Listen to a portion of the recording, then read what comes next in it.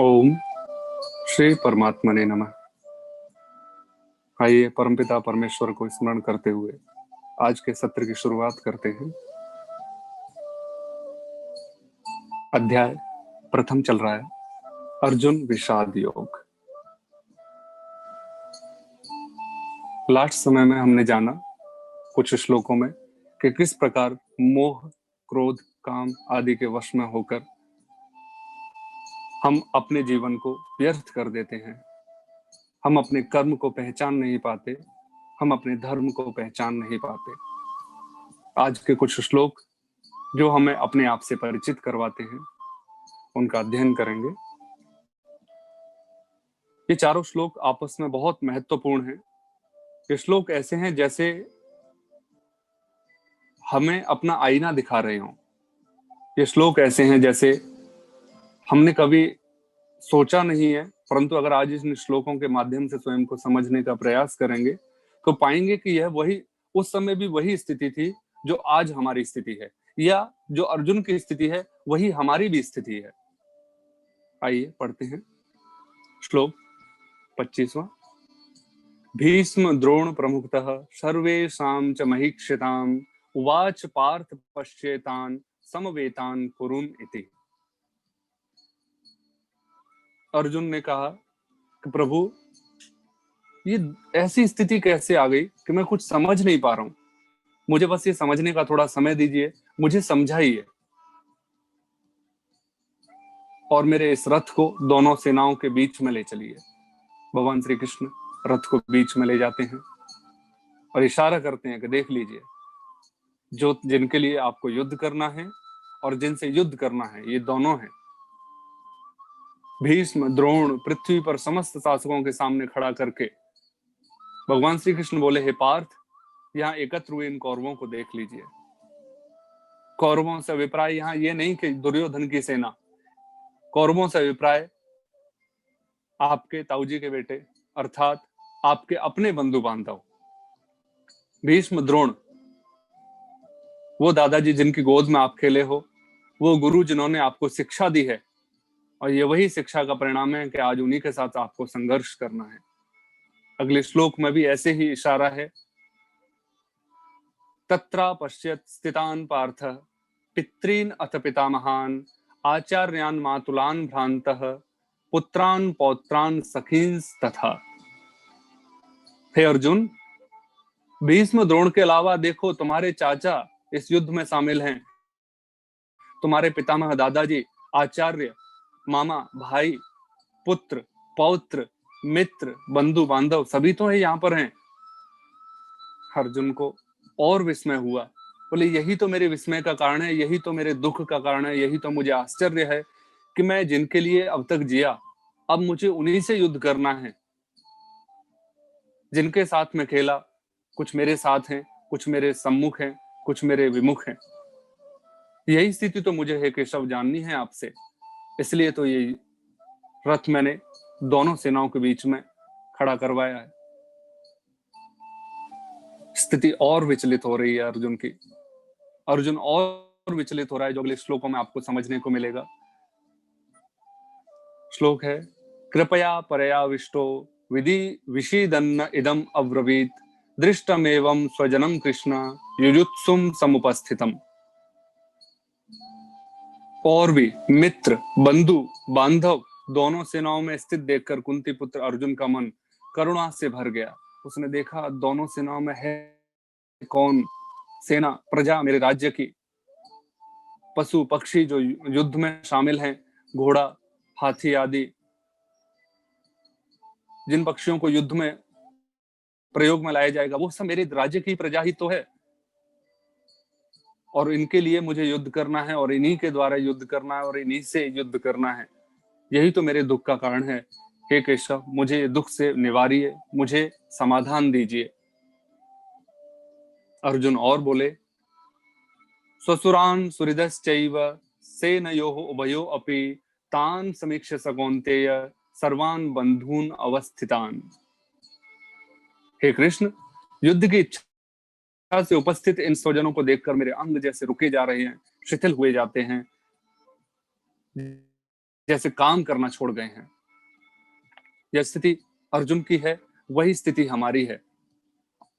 कई बार हम किसी के प्रेम के वशीभूत होकर, किसी ईर्ष्या के वशीभूत होकर, किसी द्वेष के वशीभूत होकर, कभी क्रोध के वशीभूत होकर ऐसी स्थिति में पड़ जाते हैं कि हम अपने बंधु बांधवों पर ही क्रोध करने लगते हैं।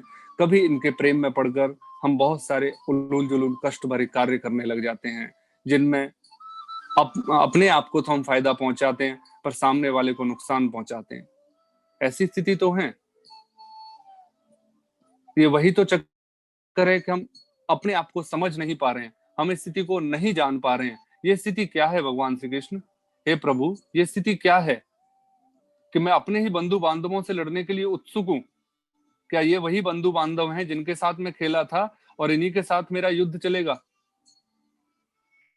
भगवान श्री कृष्ण बोले, इसी को तो कहते हैं मोह। हमें यही समझना है, यह स्थिति मोह की है। मोह अर्थात जिसमें इतना दुख उत्पन्न हो रहा है पर ये छूट नहीं पा रहा है। फिर भी मैं अपने बंधु बांधवों को अपने साथ लगाए बैठा हूं, फिर भी मैं इनको बंधु बांधव कह रहा हूं, जिनके कारण मैं इस युद्ध की स्थिति में पहुंचा हूं, जिनके कारण मुझे तड़पाया गया, जिनके कारण मैं इतने दूर रह रहा हूं, जिनके कारण मैं इतने सारे कष्ट झेले, 14 साल का वनवास। या हमारे अपने बंधु बांधव ही तो हैं जो इस कष्ट में समाज से दूर चले जाते हैं। एक बात का ख्याल रखना, मोह को समझने के लिए हमें अपने आप को समझना होगा, और अपने आप को समझने के लिए हमें अपने चारों ओर नजर दौड़ानी पड़ेगी। हम देखेंगे तो कभी कभी हमें इतना आनंद प्राप्त होता है किसी के साथ बैठकर, किसी सन्यासी के साथ बैठकर, कभी कभी, या कभी कभी को समझना है, कभी कभी जब हम भीड़ से स्वतंत्र होते हैं, जब हम सबसे स्वतंत्र होते हैं, जब हम अपने विचारों की भीड़ से भी स्वतंत्र होते हैं, तब किसी सन्यासी के साथ बैठते हैं, किसी पर गुरु के साथ बैठते हैं, किसी पथ प्रदर्शक के साथ बैठते हैं, तब हमें आनंद की प्राप्ति होती है। हम समझते हैं यही तो सत्य है। हम जो चले जा रहे हैं ये क्या है? जब हम उनसे आंखें मिलाते हैं, उनके व्यक्तित्व को समझते हैं, उनकी भाव भंगिमा को समझते हैं, उनके जीवन का प्रसाद प्राप्त करते हैं, उनके संगीत से प्रमाण प्राप्त करते हैं, तब हमें लगता है कि केवल वही तो ठीक है। हम तो ग्रसित हैं, हम मोह में हैं, हम गलत हैं। लेकिन बुद्ध पुरुष हैं कितने? कभी कभी उनसे मिलना होता है, मिलकर भी कितने लोग उन्हें देख पाते हैं और कितने पहचान पाते हैं, सुनकर भी कितने लोग सुन पाते हैं। आंखें हमारे पास हैं कहाँ जो उनको देखें? हमारे पास ऐसे कान हैं कहाँ जो हम उनको सुने और हृदयंगम करें, उनको स्वीकार करें, उनकी बातों को अनुभव करें? कभी कभी ऐसे विरलों से मिलना होता है, कभी कभी ऐसा आनंद प्राप्त होता है जिसने हमारा जिनसे रोज मिलना होता है, सुबह से शाम तक हम जिन करोड़ों लोगों से मिलते हैं, वो भी तो हमारी तरह दुखी हैं, संसार में भागे जा रहे हैं, तृष्णा में दौड़े जा रहे हैं, मोह में, लोभ में। हम ऐसी भीड़ को ही अपना प्रमाण मानते हैं, ऐसी भीड़ को ही अपना आदर्श मानते हैं, जो संसार की तरफ दौड़े चले जा रहे हैं। इतने लोग जो दौड़ रहे हैं, ये गलत कैसे हो सकते हैं? ये शंका हमारे मन में पैदा होती है, और हम भी कुछ समय के लिए गुरुओं के सानिध्य को स्वीकार करते हैं और सब छोड़कर बैठ जाते हैं। अधिकतम लोग गलत होंगे, हमारे मन में ये आ ही नहीं सकता, ये आता ही नहीं है। इक्का दुक्का आदमी कभी सही होता है? हम खुद मानते हैं कि 2 व्यक्ति कभी सही हो सकते हैं 200 के आगे? नहीं, ये बात जमती नहीं कुछ। यही हमारे साथ भी है कि जो हमारी भीड़, जो बचपन से हम दौड़ लगाते चले आ रहे हैं, वो दौड़ हमारी गलत थोड़ी हो सकती है। मेरी 15 साल की, 20 साल की, 25 साल की, 40 साल की, 50 साल की जो हमारी दौड़ है, जो हमारा जीवन भर की दौड़ रही है, ये गलत नहीं हो सकती। मैं 20 साल से जिस बिजनेस को करता आ रहा हूँ, मैं 20 साल से जिस अध्याय को मानता आ रहा हूँ, मैं 20 साल से जिस पूजा पद्धति को मानता आ रहा हूँ, वो गलत हो ही नहीं सकती। कभी हम उससे अलग हटकर सोच ही नहीं पाते हैं। हम बहुत समझदार हैं, पढ़े लिखे हैं, बुद्धिमान हैं, प्रतिष्ठित हैं। इनमें सब तरह के लोग हैं, गरीब हैं, अमीर हैं, सब भागे जा रहे हैं। और जब इतनी बड़ी भीड़ भाग रही हो, तो हम अंदर से अपने आप उससे प्रभावित होते चले जाते हैं, गुनगुनाने लगते हैं और खुद को कोशिश करने लगते हैं कि नहीं, यही सरल है, जरूर वहां कुछ होगा जहां ये भीड़ जा रही है, जरूर उस पैसे में कुछ होगा, जरूर उस घर बनाने में कुछ होगा, जरूर ये सुख के लिए भागे जा रहे हैं और अनंत काल से दौड़ चली आ रही है। पहले भी बहुत अच्छी ऊंची ऊंची सभ्यताएं हुई हैं, आज भी ऊंची ऊंची सभ्यताएं हैं, आज भी ऐसी स्थितियां हैं जिनको हम समझ पाते हैं या नहीं समझ पाते हैं। समझते भी हैं तो कुछ समय के लिए। हमारे पिता हमारे मोह में, माता हमारी मोह से भरी हुई है, हमारे भाई बहन बंधु बांधव पत्नी पुत्र सभी तो मोह में हैं। और जो मुझे अभी नहीं मिला इनको तो प्राप्त करना था, क्या इनके प्राप्त करने के बाद मेरी शांति हुई? क्या मेरा मोह द्वेष ईर्ष्या समाप्त हुए? नहीं। फिर इनसे भी हमें दुख प्राप्त होने लग जाता है, फिर हम और दूसरे सुख की तलाश में दौड़ने लग जाते हैं, हम फिर दूसरे रास्ते पर दौड़ने लगते हैं, वहां भी भीड़ मिलती है, फिर हम उस भीड़ में शामिल हो जाते हैं। इसी को तो तृष्णा कहा गया है कि अलग कुछ ढूंढने से डर लगता है, भीड़ से अलग चलने में डर लगता है, कुछ अलग करने में डर लगता है। तुम जो हो उस पर पैर जमाकर खड़े रहो और जो नहीं है उसकी तरफ हाथ बढ़ाते रहो। इन्हीं दो बीच हम खींचे चले जाते हैं कि जो मैंने प्राप्त कर लिया है उसको जकड़ लूं, उसे छोड़ू नहीं, और जो मुझे दूर दिखाई दे रहा है, जो मुझे प्राप्त करना है, जो मेरी तृष्णा है, जो मुझे दूर दौड़ा ले जा रही है, और उसकी तरफ भी मुझे नजरें टिकाए रखनी है। इन दोनों तृष्णाओं के बीच जो मेरे पास है और जो मुझे पानी है, इन दोनों के बीच ही तो हम झूल रहे हैं। अब अगर समझेंगे तो दुख का कारण भी यही है। दुख आता है पकड़ने से, क्योंकि संसार में सब क्षणभंगुर है, पकड़ा कुछ नहीं जा सकता। तुम पकड़ना चाहो तो भी नहीं पकड़ सकते हो, प्रकृति तुम्हारे विपरीत है। हम हार जाते हैं प्रकृति से, क्योंकि प्रकृति का नियम है परिवर्तन, और वो परिवर्तित करती चली जाती है, और हारने में दुख है, इसलिए हम बहुत दुखी होते चले जाते हैं। जैसे कोई आदमी नदी की धार के विपरीत तैरने लगे तो शायद 2, 10, 20 फुट तैर पाए। कितना तैर सकेगा? थकेगा, टूट जाएगा। विपरीत धारा में कितनी देर तैरेगा? धारा इस तरफ जा रही है, वो उल्टा जा रहा है, थोड़ी देर में धारा के टकराते टकराते उसकी गति धीमी हो जाएगी, उसकी शक्ति छिन्न भिन्न हो जाएगी, थकेगा, हारेगा, पैर उखड़ेंगे, और फिर वो समाज के साथ बहने लगेगा, फिर वो भीड़ के साथ बहने लगेगा, विषाद से घिर जाएगा जैसे अर्जुन घिरा हुआ है, फिर दुख से ग्रसित हो जाएगा। अंततः फिर वह मान लेगा नहीं, यही समाज ठीक है, यही समाज ठीक है। यही स्थिति यहाँ अर्जुन की है। गीता को समझना यही तो उद्देश्य है। एक कहानी के माध्यम से हम आपके आज के इस अध्ययन को समझ सकते हैं कि किसी बड़े आश्रम के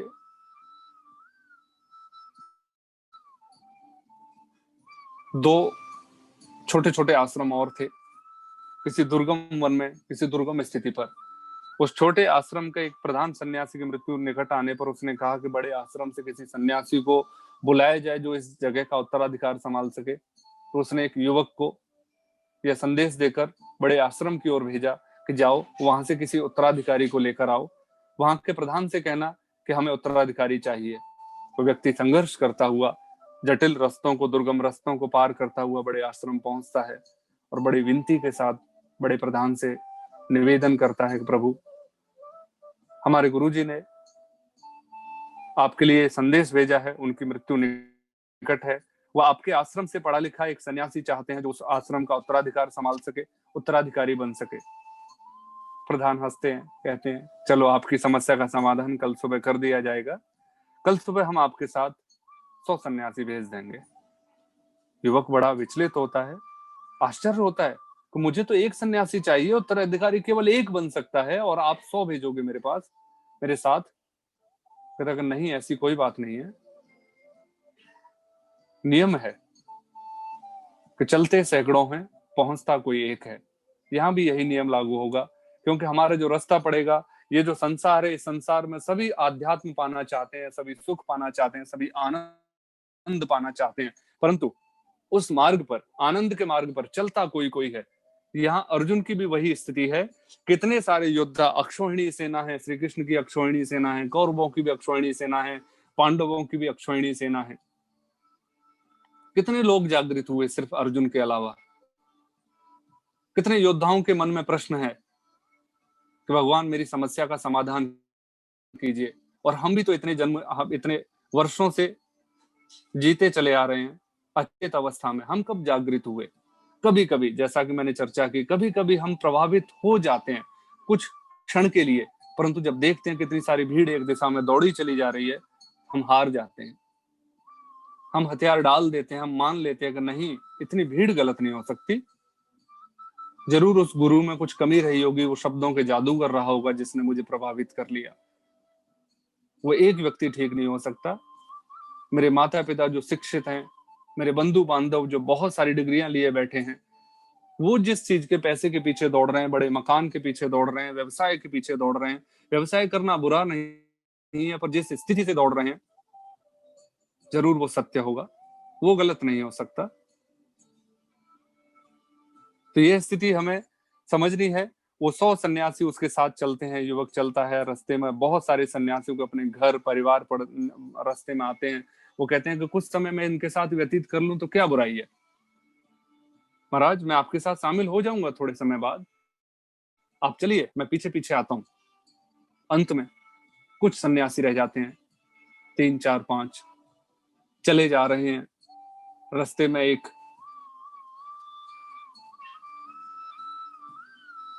विवाह स्थल पड़ता है, विवाह चल रहा है। उनमें से कुछ 2 सन्यासी कहते हैं कि बहुत दिन हो गए बहुत अच्छा खाना खाए हुए, आज भोजन पा लेते हैं। कुछ 2 वहां रुक जाते हैं।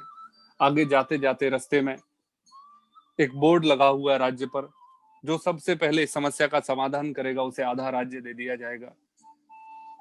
जो 2-3 सन्यासी बचे थे उनकी भी इच्छा शक्ति जवाब दे जाती है कि क्यों न जवाब देकर देख लिया जाए। तो ऐसे ही हमारा भी चल रहा है, हम भी भटक रहे हैं।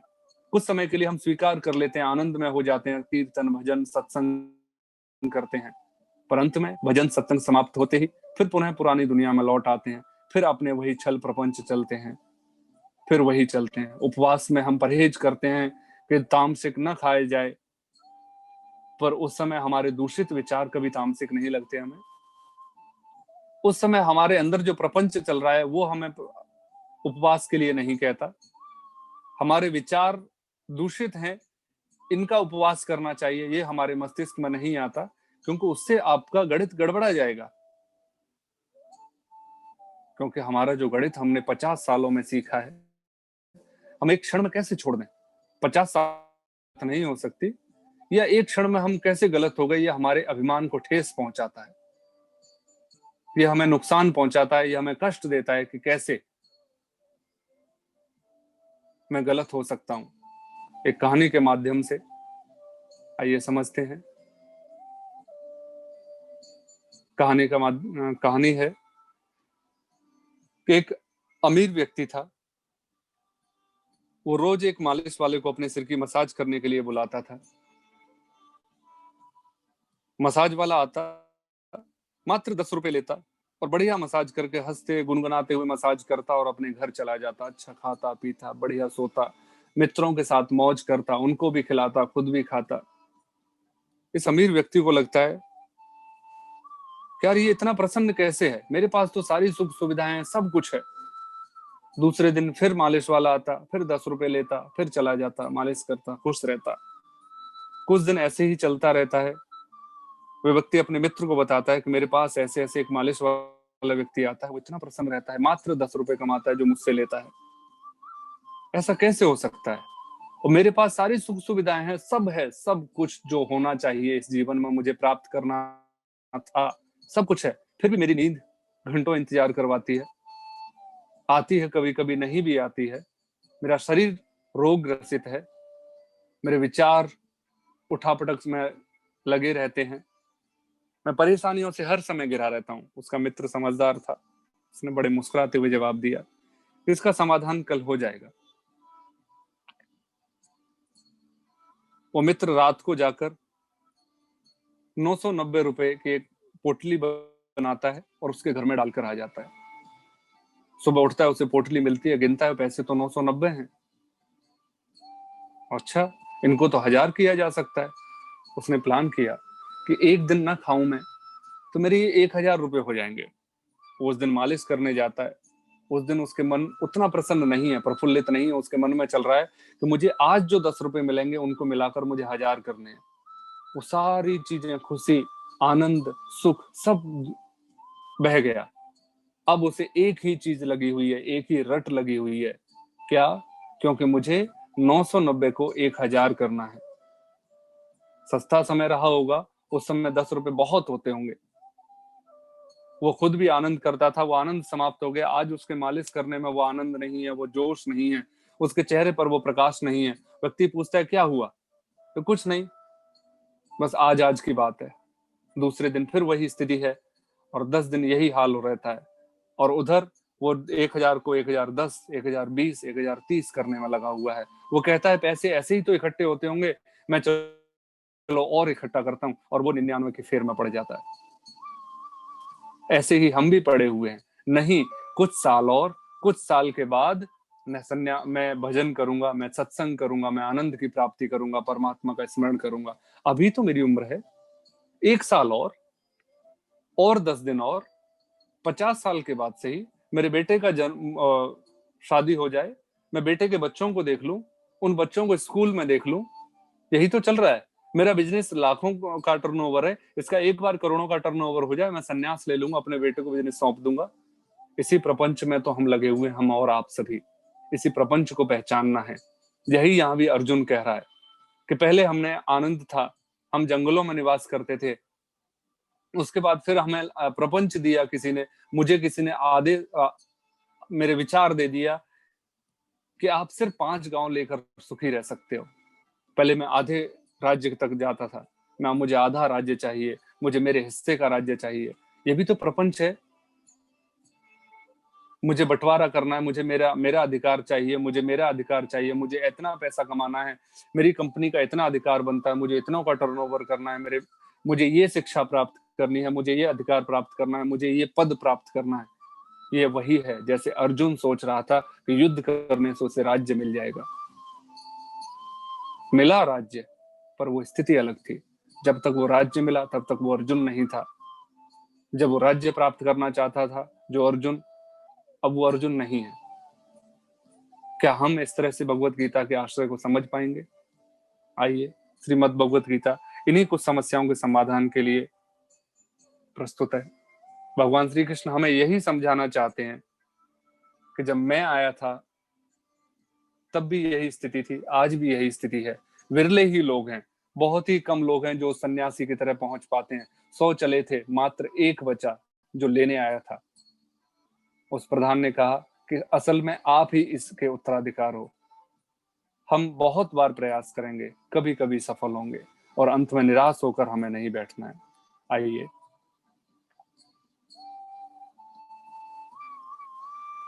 भगवान का स्मरण करते हुए आज के सत्र का समापन करते हैं।